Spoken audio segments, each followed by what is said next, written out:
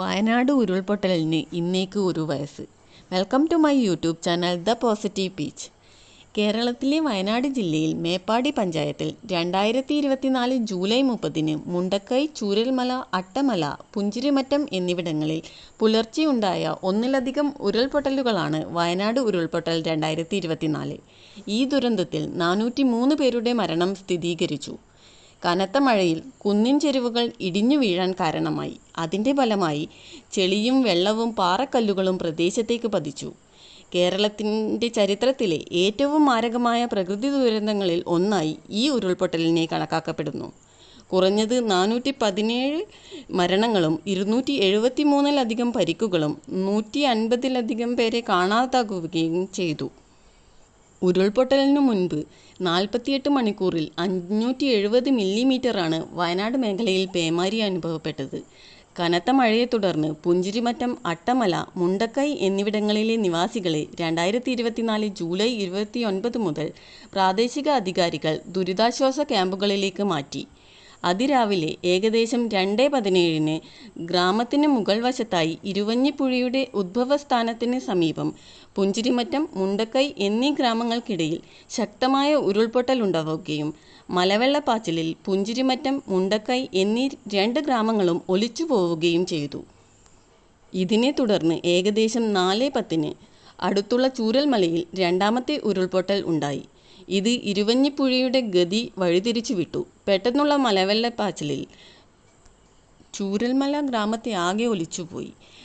കള്ളാടിപ്പുഴയ്ക്ക് കുറുകെ മുണ്ടക്കൈയും ചൂരൽമലയും ബന്ധിപ്പിക്കുന്ന പാലം ഒലിച്ചുപോയി. അതോടെ അട്ടമല, മുണ്ടക്കൈ എന്നീ പ്രദേശങ്ങളുടെ പുറം ലോകവുമായുള്ള ബന്ധം വിച്ഛേദിക്കപ്പെടുകയും 400ഓളം കുടുംബങ്ങൾ ഒറ്റപ്പെടുകയും ചെയ്തു. ശക്തമായ ഒഴുക്കിൽ പുഴ ദിശമാറി ഒഴുകുകയും ചൂരൽമല അങ്ങാടി മുഴുവനായും ഒലിച്ചു പോവുകയും ചെയ്തു. കനത്ത മഴയും പുഴയിലെ കുത്തൊഴുക്കും രക്ഷാപ്രവർത്തനം തടസ്സപ്പെടുത്തി. മലവെള്ളപ്പാച്ചിലിൽ വെള്ളാർമല GVHSS സ്കൂളിൻ്റെ ഭൂരിഭാഗവും മണ്ണിനടിയിലായി. തുടർന്ന് ഇന്ത്യൻ സൈന്യവും ദേശീയ ദുരന്ത നിവാരണ സംഘവും രക്ഷാപ്രവർത്തനത്തിനായി മുണ്ടക്കൈയിലെത്തി. സൈന്യവും ഫയർഫോഴ്സും ചേർന്ന് ചൂരൽമലയിൽ താൽക്കാലിക പാലം നിർമ്മിച്ചു.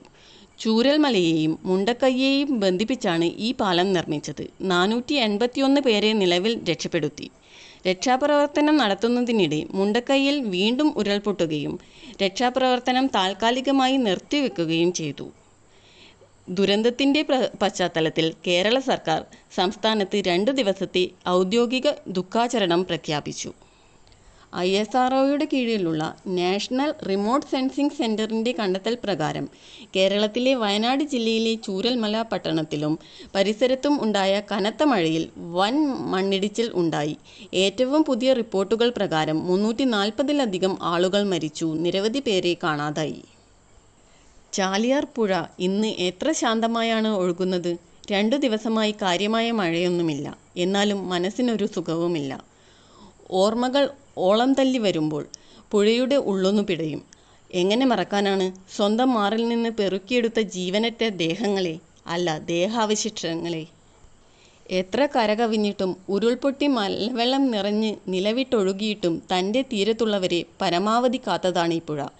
തീരം 2ആയി പകുത്തൊഴുകേണ്ടി വന്നപ്പോഴും ജീവഹാനി ഉണ്ടാവാതിരിക്കാൻ ഏറെ പണിപ്പെട്ടു. ആ പുഴയിലേക്കാണ് 100 കണക്കിന് മാംസകഷ്ണങ്ങളായി പാവം മനുഷ്യർ വന്നടിഞ്ഞത്. ഇനിയൊരിക്കലും ഇങ്ങനൊരു ദുരന്തം ഉണ്ടാകാതിരിക്കട്ടെ എന്ന് നമുക്ക് പ്രാർത്ഥിക്കാം. നന്ദി.